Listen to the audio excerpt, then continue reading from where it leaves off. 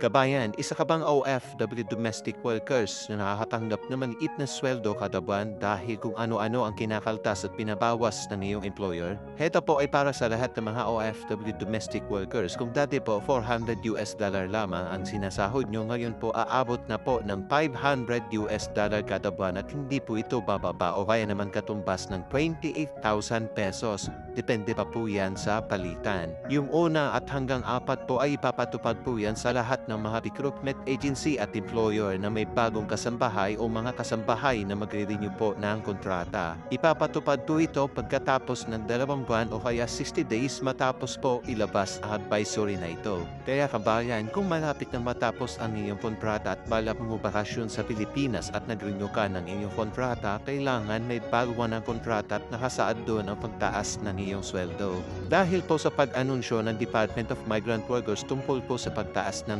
sahod ng mga domestic workers, marami na pong gustong mangibang bansa. Para po sa karagdagang katanungan, hintayin po natin ang ilalabas na advisory ng MWO. Ugalihin din po natin i-check sa website ng DMW ang mga agency na ating inaapayan kung meron po silang job order para hindi po tayo mabiktima ng mga illegal na recruiter at hindi po tayo mabiktima ng human trafficking. Pag-iingat din po sa mga nakakausap sa social media dahil sa panahon po ngayon mahirap na ang magtiwala.